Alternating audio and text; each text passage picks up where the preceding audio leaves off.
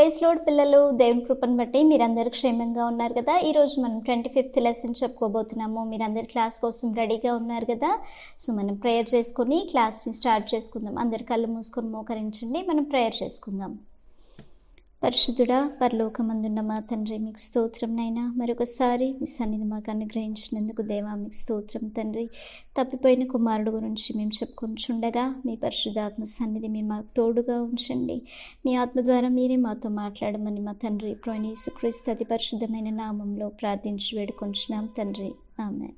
ఈరోజు మనం నేర్చుకోబోతున్న లెసన్ తప్పిపోయిన కుమారుడు, ద ప్రాడిగల్ సన్. ఈ లెసన్కి సంబంధించిన బైబిల్ భాగము లూకాసు వార్త 15వ అధ్యాయము 11 నుంచి 32 వచనాలు. Luke chapter 15 verse 11 to 32. ఈ లెసన్కి సంబంధించిన కంఠత వాక్యము లూకాసు వార్త 15వ అధ్యాయము 24వ వచనము. నేను వచనం చదువుతాను, మీరందరూ బైబిల్ రెఫర్ చేసుకోండి. ఈయన కుమారుడు చనిపోయి మరలా బ్రతికెను, తప్పిపోయి దొరికెనని చెప్పెను.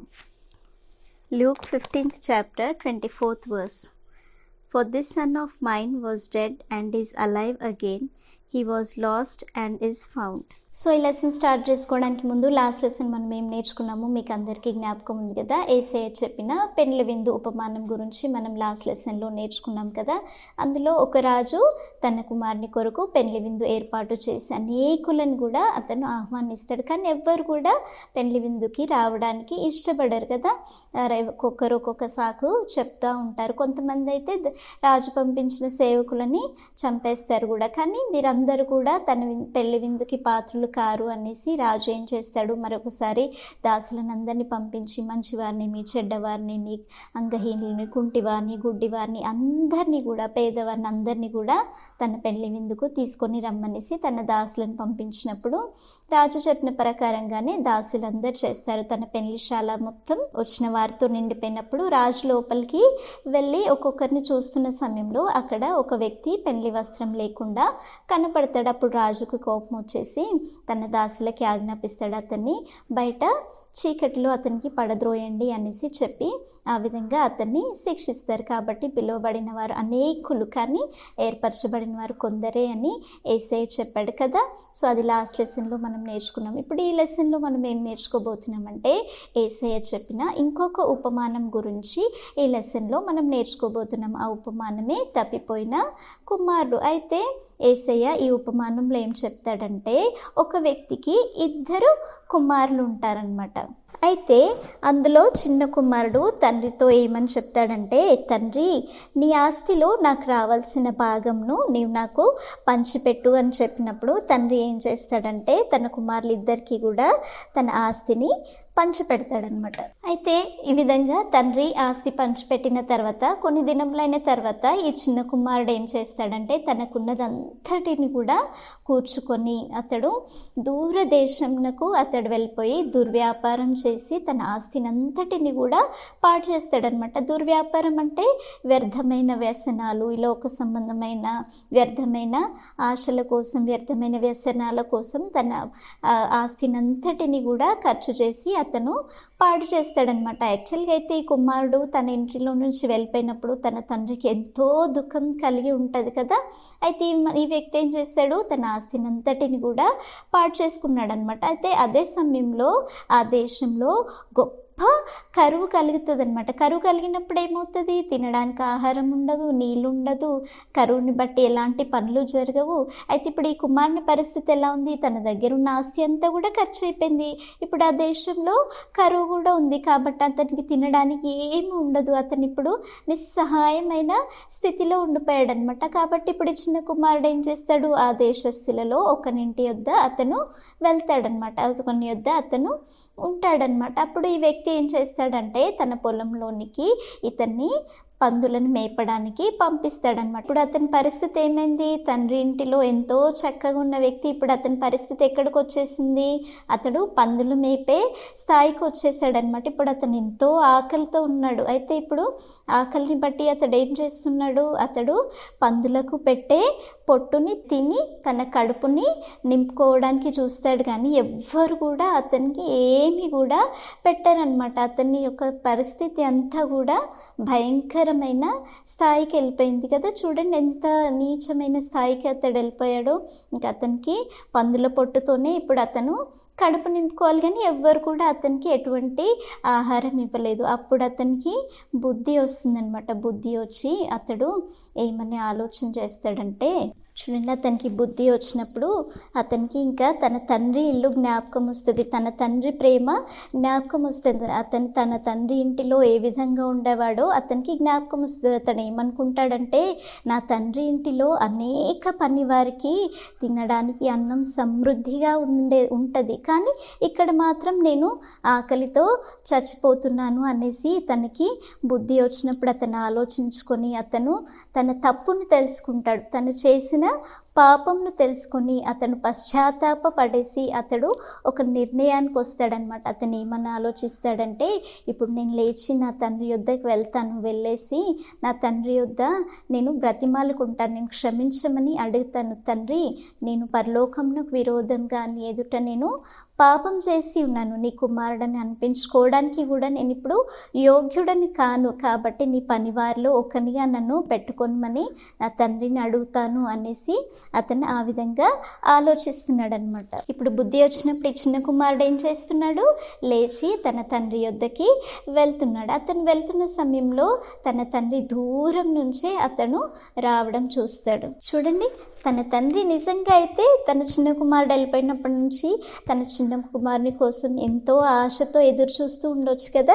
అయితే ఇప్పుడు ఈ చిన్న కుమారుడు దూరం నుంచి రావడం అతను చూసినప్పుడు అతని దగ్గరికి పరుగెత్తుకొని వెళ్తున్నాడు. చూసారా, ప్రేమగా అతని దగ్గరికి పరుగెత్తుకొని వెళ్ళి అతని మీద కనికరపడి అతని మెడ మీద పడి అతన్ని ముద్దు పెట్టుకుంటాడు. వాస్తవంగా అయితే కోపంగా ఉన్న తల్లిదండ్రులు అయితే ఏం చేస్తారు, ఇతను చేసిన మూర్ఖపు పనికి అతన్ని ఎంతో గద్దిస్తారు కదా, కానీ ఈయన అలా చేయలేదు. ఇతను తన కుమారుని మీద ఎంతో కనికెరపడి ప్రేమ చూపించాడు. ఇప్పుడు బుద్ధి వచ్చి తన తండ్రి యొద్దకి తిరిగి వచ్చిన చిన్న కుమారుడు తన తండ్రి దగ్గర ఏమని అడుగుతాడు, తన తండ్రిని కలిసినప్పుడు, తండ్రి, నేను పరలోకమునకు విరోధంగా నీ ఎదుట నేను పాపం చేసి ఉన్నాను, నీ కుమారుడని నన్ను అనిపించుకోవడానికి కూడా నేను యోగ్యుడని కాను అనేసి తన ఎదుట క్షమాపణ అడుగుతాడు. చూసారా అతనిలో ఎంత పశ్చాత్తాపం కలిగిందో. అప్పుడు తండ్రి ఏం చేస్తాడు, తన దాసులకి ఆజ్ఞాపిస్తాడు, ప్రశస్త వస్త్రంను ఇతనికి తొడిగించండి అని. ప్రశస్త వస్త్రం అంటే ఒక విలువైన వస్త్రం అన్నమాట. అతనికి తొడిగించండి, అతని చేతికి ఉంగరాన్ని తొడిగించండి, అతని కాళ్ళకు చెప్పులు తొడిగించండి అనేసి తన దాసులకు ఆజ్ఞాపిస్తాడు. ఇంకేమని చెప్తాడంటే, క్రొవ్విన దూడను వధించండి, మనము తిని సంతోషిద్దాం. తండ్రి యొక్క సంతోషం ఎంత గొప్పగా ఉంది చూసారా. తప్పిపోయిన కుమారుడు తిరిగి వచ్చినప్పుడు, ఈ నా కుమారుడు చనిపోయి మరలా బ్రతికెను, తప్పిపోయి దొరికెను, కాబట్టి మనం సంతోషిద్దాము అనేసి తన దాసులకి ఆజ్ఞాపిస్తాడు. తన దాసులు కూడా తను చెప్పిన ప్రకారంగా చేస్తారనమాట. అయితే ఇప్పుడు ఈ పెద్ద కుమారుడు ఇవన్నీ జరుగుతున్న సమయంలో అతడు పొలంలో ఉంటాడు. జరుగుతున్న విషయాలు ఏవి కూడా అతనికి తెలియదు అనమాట. అయితే అతను పొలం నుంచి వచ్చినప్పుడు ఇంట్లో నాట్యములు, సంగీత వాయిద్యములు, ఆ శబ్దమును విని దాసులలో ఒకరిని పిలిచి, ఏం జరిగింది, ఇదేంటి అనేసి దాసులలో ఒకరిని అడుగుతాడనమాట. అడిగినప్పుడు ఆ దాసుడు చెప్తాడు, నీ తమ్ముడు తిరిగి వచ్చి ఉన్నాడు, తన యొద్దకి సురక్షితంగా వచ్చినందుకు నీ తండ్రి క్రొవ్విన దూడను వధించాడు అనేసి ఆ దాసుడు చెప్తాడనమాట. కానీ ఇప్పుడు ఈ పెద్ద కుమారుకి మాత్రం చాలా కోపం వస్తుంది. అతను లోపలికి వెళ్ళడానికి కూడా ఇష్టపడ్డాడు అనమాట. చూడండి, ఈ పెద్ద కుమారుడు లోపలికి వెళ్ళడానికి ఇష్టపడినప్పుడు తండ్రి బయటికి వచ్చేసి తన కుమారుని బ్రతిమలాడతాడు. బ్రతిమలాడినప్పుడు పెద్ద కుమారుడు ఏమని చెప్తాడంటే, ఇన్ని సంవత్సరాలు నేను నీకు సేవ చేస్తున్నాను కదా, నీ మాట ఎప్పుడు కూడా నేను మీరలేదు, నువ్వు చెప్పిన ప్రకారంగానే నేను చేశాను, కానీ ఒక్కరోజు కూడా నా స్నేహితులతో నేను సంతోషించడానికి ఒక్క మేక పిల్లని కూడా నువ్వు నాకు ఇవ్వలేదు. ఇతను మాత్రము నీ ఆస్తినంతటిని కూడా వ్యర్థంగా ఖర్చు చేశాడు, వ్యసనాలకి ఖర్చు చేశాడు, అలాంటి వాడు తిరిగి వచ్చినప్పుడు నువ్వు అతని కోసం క్రొవ్విన దూడను వధించావు అనేసి అతడు ఎంతో దుఃఖ స్వరంతో చెప్తాడనమాట. అప్పుడు తండ్రి చెప్తాడు, కుమారుడా, ఎప్పుడు నువ్వు నాతోనే ఉన్నావు, నువ్వు నాతో ఎప్పుడు ఉన్నావు, నాకున్నవన్నీ కూడా నీవే. కానీ ఈ నీ తమ్ముడు చనిపోయి మరలా బ్రతికాడు, అతడు తప్పిపోయి తిరిగి దొరికాడు, కాబట్టి మనం సంతోషించుట యుక్తమే అనేసి తన పెద్ద కుమారునికి నచ్చ చెప్తున్నాడు అనమాట. చూసారా, అతను చిన్న కుమారుడు అంత ఘోరమైన పాపం చేసినా కూడా అతడు పశ్చాత్తాప పడి వచ్చి తండ్రిని క్షమించమని అడిగినప్పుడు తన తండ్రి ఎంతో ప్రేమతో అతని మీద కనికరపడి అతన్ని క్షమించాడు కదా. కానీ పెద్ద కుమారుడు మాత్రం తన తమ్ముడు చేసిన తప్పును బట్టి అతడు కోపగించుకున్నాడు. కానీ తండ్రి చూపించిన ప్రేమ అతని ఎడల చాలా గొప్పది కదా. ఈ లెసన్ని మనం మోడల్ ద్వారా చూసుకుందాము. ఒక మనుషునికి 2 కుమారులు ఉంటారు. అందులో తన చిన్న కుమారుడు ఆస్తిలో తనకి రావాల్సిన భాగంను పంచివ్వమని తన తండ్రిని అడుగుతాడు. అప్పుడు అతను చెప్పిన ప్రకారంగానే తండ్రి తన ఆస్తిని పంచిస్తాడు. కొన్ని రోజులైన తర్వాత చిన్న కుమారుడు తనకున్నదంతా కూర్చుకొని దూరదేశం ప్రయాణమై వెళ్తాడు. అక్కడ తన ఆస్తిని వ్యర్థంగా వ్యసనాలకి ఖర్చు చేస్తాడు. అతని దగ్గర ఉన్నదంతా ఖర్చు అయిపోయిన తర్వాత ఆ దేశంలో గొప్ప కరువు కలుగుతుంది. అతనికి తినడానికి కూడా ఆహారం ఏమి ఉండదన్నమాట. అప్పుడు అతడు ఆ దేశస్తులలో ఒకరి యొద్ద పందులు మేపడానికి ఉంటాడు. అతడు ఆ పందులు మేపే పొట్టుతో, పందులకు పెట్టే పొట్టుతో తన కడుపు నింపుకోవాలని ఆశపడతాడు. కానీ ఎవ్వరు కూడా తనకి ఆహారం ఇవ్వరు. అప్పుడు అతనికి బుద్ధి వచ్చి తన తండ్రి ఇల్లు జ్ఞాపకం వచ్చి తను పాపం చేశాను, తప్పు చేశానని గ్రహించి తన తండ్రి యొద్దకి తిరిగి వెళ్ళి పరలోకమునకు విరోధంగా నీ ఎదుట నేను పాపం చేశాను అని తన తండ్రి ఎదుట ఒప్పుకోవడానికి నిర్ణయం తీసుకొని తన తండ్రి ఇంటికి బయలుదేరుతాడు. తన కుమారుడు తన ఇంటికి తిరిగి రావడము దూరం నుంచే గమనించిన తండ్రి అతని యొద్దకి పరిగెత్తుకొని వెళ్ళి అతన్ని చేరతీసి అతని మెడ మీద పడి అతన్ని ముద్దు పెట్టుకుంటాడు. అతన్ని క్షమిస్తాడు. అతన్ని క్షమించి క్రొవ్విన దూడని వధించి తను సంతోషపడసాగుతాడు. సో ఈ లెసన్ మీకు అందరికీ అర్థమైంది కదా. ఈ లెసన్లోని ముఖ్యమైన విషయాలు ఏంటో మనం చూసుకుందాం. ఈ లెసన్లో ముఖ్యంగా మనం 2 విషయాలు నేర్చుకుంటున్నాం అనమాట. ఫస్ట్ పాయింట్ మనం ఏం చూస్తున్నామంటే, మనం మన పాపముల విషయమై పశ్చాత్తాపపడి దేవుని వైపు తిరగాలి. మనం దేవుని వైపు తిరిగినప్పుడు ఆయన ఎలాంటి ఘోర పాపినైనా కూడా ఆయన క్షమిస్తాడు. We should repent and turn towards God will forgive a sinner if he confess his sins. ఈ లెసన్లో మనం చూస్తున్నాం కదా, తప్పిపోయిన కుమారుడు తన తండ్రి ఇంటిని విడిచిపెట్టి తండ్రికి దూరంగా వెళ్ళిపోయాడు. కానీ అతడు తన తప్పును తెలుసుకొని తన పాపంను తెలుసుకొని తండ్రి యొద్దకి తిరిగి వచ్చినప్పుడు తండ్రి అతని మీద కనికరపడి అతన్ని క్షమించాడు. తనని మళ్ళీ తిరిగి తండ్రి అంగీకరించాడు కదా.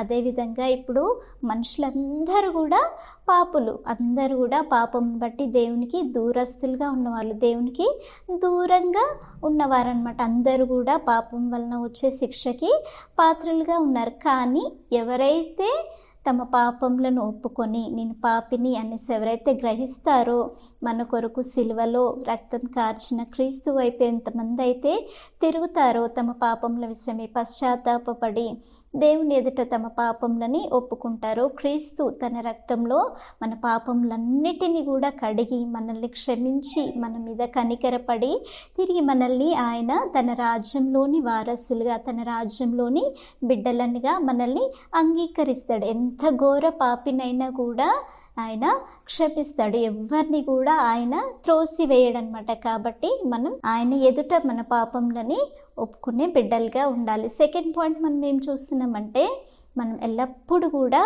దేవుని సన్నిధిలో ఉండాలి. దేవుని సన్నిధిలోని ప్రేమను, ఆ మాధుర్యాన్ని మనం గ్రహించే బిడ్డలుగా ఉండాలి. We should always be in the presence of God, taste the sweet presence of God కదా. ఇక్కడ ఈ కుమారుడు ఏం చేశాడు? చిన్న కుమారుడు తన తండ్రి ఇంటిని, తన తండ్రి ప్రేమని, తన తండ్రి ఇంటిలోని సంతోషంని, సమాధానంని అన్నిటిని కూడా విడిచిపెట్టుకొని వెళ్ళిపోయినప్పుడు అతని పరిస్థితి ఎంత భయంకరంగా అయిపోయింది కదా. కాబట్టి మనం అతనిలా ఉండొద్దన్నమాట. మనం ఎప్పుడు కూడా దేవుని సన్నిధిలో, ఆయన ప్రేమలో మనం ఉండాలి. ఆయన సన్నిధిలో మనం ఎదిగే బిడ్డలుగా ఉండాలి. ఆయన ప్రేమలో మనం ఎదిగే బిడ్డలుగా మనం ఉండాలన్నమాట. ఇంకొక విషయం మనం ఏం చూస్తున్నాము, ఈ తప్పిపోయిన కుమారుడు ఏం చేశాడు, తన తప్పును గ్రహించినప్పుడు తన తండ్రి యొద్దకు వచ్చి క్షమాపణ అడిగాడు కదా. ఇప్పుడు మన ఇంట్లో మనం కూడా కొన్నిసార్లు కొన్ని తప్పులు చేస్తూ ఉంటాం కదా. ఆ తప్పు చేసినప్పుడు మన పేరెంట్స్ మనకి పనిష్మెంట్ ఇస్తారు కదా. కానీ ఆ సమయంలో మనం ఏం చేయాలి, మనం చేసే తప్పులను బట్టి కొన్నిసార్లు మనం మాట వినకపోవచ్చు, కొన్నిసార్లు అల్లరిగా ఉండొచ్చు. అలాంటి సమయంలో మనం ఏం చేయాలి, మన తల్లిదండ్రులు ఎదుట మనం క్షమాపణ అడగాలి. మనం చేసే తప్పుల విషయమై మమ్మీ డాడీ నన్ను క్షమించండి అనేసి మనం వారి ఎదుట మనం క్షమాపణ అడగాలి. తిరిగి మళ్ళీ మనం ఆ తప్పుని చేయకూడదు. ఒకసారి క్షమాపణ అడిగినప్పుడు మనం తిరిగి ఆ తప్పును చేయడానికి మనం ప్రయత్నించొద్దన్నమాట. సో ఈ పాయింట్స్ అని మీకు క్లియర్గా అర్థమైంది కదా. ఈ లెసన్లోని యాక్టివిటీ ఏంటో మనం చూసుకుందాం. ఈ లెసన్లో యాక్టివిటీ మీరు ఈ విధంగా కలర్ పేపర్తోని 2 హ్యాండ్స్, ఒక బాబు బొమ్మను తయారు చేసి ఇలా హ్యాండ్స్ తయారు చేయండి. ఇక్కడ మీరు ఏం రాయాలంటే, నా యొద్దకు వచ్చు వాణిని నేను ఎంత మాత్రము త్రోసివేయను అనేసి రాసి ఇది మీరు బుక్లో స్టిక్ చేసుకోవాలన్నమాట. అంటే మన పాపంలో విషయమై పశ్చాత్తాపడి క్రీస్తు వైపుకి మనం వచ్చినప్పుడు ఆయన మనల్ని ఎంత మాత్రము త్రోసివేయడనమాట. ఇంగ్లీష్లో ఏమని రాయాలంటే, and him that cometh to me I will no wise cast out. John 6th chapter 37th verse. మీరు ఇది చేసుకొని మీ బుక్లో స్టిక్ చేసుకోండి. సో మనం ప్రేయర్ చేసుకొని క్లాస్ని ముగించుకుందాం. అందరు కళ్ళు మూసుకొని మోకరించండి, మనం ప్రేయర్ చేసుకుందాం. పరిశుద్ధుడా, పరలోకమందున్న మా తండ్రి, మీకు స్తోత్రం నైనా. ఇంతవరకు మీరు మాతో ఉండి మమ్మల్ని నడిపించినందుకు దేవా మీకు స్తోత్రములు తండ్రి. తప్పిపోయిన కుమారుడు ఏ విధంగా అయితే తన పాపంలను తెలుసుకొని ప్రభా తండ్రి యొద్దకు తిరిగి వచ్చి ఉన్నాడు, మేమును ప్రభా మా పాప స్థితిని గుర్తెరిగి తండ్రి మీ వైపు తిరిగి రావడానికి, మీ రాజ్యంలోని బిడ్డలుగా మేము ఉండడానికి మీరే మీ పరిశుద్ధాత్మ సహాయం దయచేయమని మా తండ్రి ప్రభువైన యేసుక్రీస్తు అతి పరిశుద్ధమైన నామంలో ప్రార్థించి వేడుకొంచున్నాం తండ్రి. ఆమేన్.